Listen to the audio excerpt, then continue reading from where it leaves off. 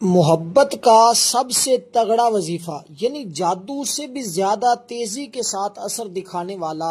बाज लोग कहते हैं कि पहले या वदूदू पढ़ें, बाज कहते हैं या लतीफू पढ़ें। अब पढ़ना क्या है? लोग किस चीज में कंफ्यूज हैं? या लतीफू या वदूदू पढ़ा जाएगा या वदूदू या लतीफू पढ़ा जाएगा? दुरुस्त मैं बताऊंगा, अमल आप कर लें और मोहब्बत सारी दुनिया आपसे करेगी। अमल इंतहाई आसान सा है, लेकिन इसके अंदर चंद एक बातें हैं जो समझना इंतहाई ज़रूरी है। जो लोग ये बार बार शिकवा करते हैं कि हम वज़ाइफ करते हैं, आमाल करते हैं, लेकिन महरूम रह जाते हैं, ना मोहब्बत मिलती है ना ही दीगर मामलात हल होते हैं, तो आओ आज बड़े शौक के साथ, बड़े ज़ौक़ के साथ, मोहब्बत के साथ ये तस्बीह कब पढ़नी है। तवज्जो इस बात की है कि आपने या लतीफ़ू पहले पढ़ना है या वदूदू पढ़ना है। पढ़ने ये दो लफ्ज़ हैं, तो अब पहले कौन सा पढ़ना है, बाद में कौन सा पढ़ना है? ज़रा तवज्जो तलब बात है कि या लतीफ़ू या वदूदू ये ऐसा है कि अगर किसी के दिल में नफ़रत है, उस नफ़रत को हमेशा के लिए जला देने वाला अमल, हमेशा के लिए ख़त्म करने वाला, किसी के दिल में हमेशा की मोहब्बत डालने वाला ये अमल है। यानी कि आप कहते हैं कि वो बंदा मुझसे हमेशा मोहब्बत करता रहे, कभी हमारे दरमियान नफ़रत ना हो, हमेशा हमारे दरमियान मोहब्बत रहे, तो फिर ये अमल तुम्हारे लिए है। अब मियाँ बीवी भी हो सकते हैं, भाई बहन भी हो सकते हैं, घर का कोई भी फर्द, कोई भी रिश्तेदार हो सकता है, दुनिया का कोई भी शख्स हो सकता है। जिसके दिल की नफ़रत को आपने मिटाना है, उसके दिल में मोहब्बत को पैदा करना है, तो कोई भी शख्स हो सकता है, लेकिन हर जायज़ काम के लिए, जायज़ रिश्ते के लिए ये अमल जादू की तरह काम करता है। क्योंकि दुरुस्त तरीका जो है वो बहुत कम लोग बताते हैं, बहुत कम लोग बताते हैं, तो आपने उसी तरतीब को मद्देनज़र रखना है। देखें, अगर कहीं पर शादी नहीं हो रही, शादी के अंदर मामलात हैं, घर वाले नहीं शादी के लिए मान रहे, या जो लड़की है वो नहीं शादी के लिए मान रही, या उसके घर वाले नहीं मान रहे, आप पसंद की शादी चाहते हैं, या कहीं भी ऐसा कोई बंदोबस्त नहीं हो रहा, शादी में रुकावटें हैं, तो इस तरह की तमाम चीज़ों के लिए ये अमल बड़ी तेज़ी के साथ असर करता है। एक ख़तून हमारे पास आई जिसको बड़ा शौक़ था, बड़ा ज़ौक़ था। उसने कहा कि मैंने फ़लाँ जगह निकाह करना है, लेकिन इस वजह से रुका हुआ है कि उसके पास घर नहीं है, उसके पास माल नहीं है, और मेरे घर वाले कहते हैं कि उसके पास अपना घर हो, माल हो, नौकरी हो, जॉब हो, सब कुछ हो, तो फिर उसके साथ निकाह किया जाएगा, वरना आपका उसके साथ निकाह नहीं किया जाएगा। तो इस अमल के ज़रिए उससे निकाह भी हो गया और वो बंदा माला माल भी हो गया। तो दोस्तों, इस एक अमल से दो दो तीन तीन चार चार फ़ायदे कैसे मिलते हैं, इसकी मुकम्मल तफसील आपको बताऊंगा। बस वीडियो को स्किप नहीं करना, मुकम्मल देखेंगे, मुकम्मल फ़ायदा होगा। क्योंकि अमल इंतहाई आसान है, मुजर्रब है। ये या वदूदू या लतीफ़ू का लोग विर्द करते आए और लोगों के दिलों पर हुकूमत करते रहे। हुक्मरानी होगी आपकी हर उस दिल पर जिस पर आप चाहते हैं। डॉक्टर भी अमल को कर सकते हैं कि उनके पास मरीज़ आए, कि लोग उनकी तरफ दौड़े दौड़े हैं। दुकानदार भी इस अमल को कर सकते हैं। किसी भी अच्छे ओहदे पर बरकरार रहने के लिए, अपने हाकम को अपना ताबेदार रखने के लिए, उससे अपनी जायज़ बातों को मनवाने के लिए, खामद सास को काबू करने के लिए, यानी कि किसी भी औरत की सास है, खामद है, नजायज़ तंग करते हैं, लेकिन नजायज़ तंग करते हैं, तो इस सूरत में आप उनके लिए करेंगे। अब मैं तरतीब बताने लगा हूँ, ज़रा बिल्कुल तवज्जो के साथ। सबसे पहले आपने दरूद पाक पढ़ना होता है। अमल के करने का तरीक़ाकार दो तरह से है।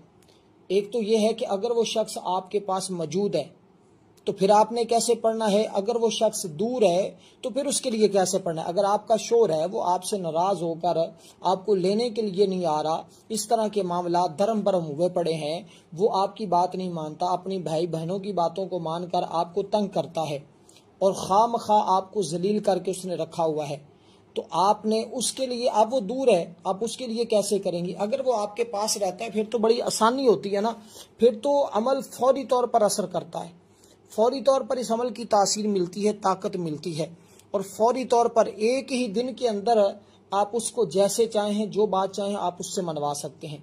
लेकिन अगर वो दूर है तो फिर उसके लिए इसका तरीका और होगा। दोनों तरीके बताऊंगा। اگر دور ہے تو جب وہ پاس آ جائے پھر بھی آپ اس عمل کو قریب آئے ہوئے شخص پر بھی کر لیں.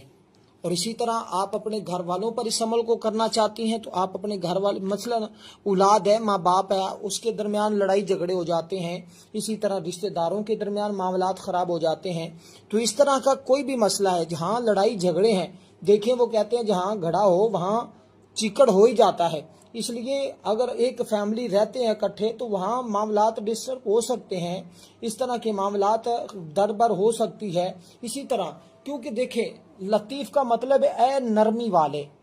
اللہ لطیف ہے کیونکہ وہ اپنے بندوں پر مہربانی کرتا ہے، ان سے نرمی سے پیش آتا ہے. اب پہلے لفظ آپ نے یہی پڑھنا ہوگا، یا لطیف ہو.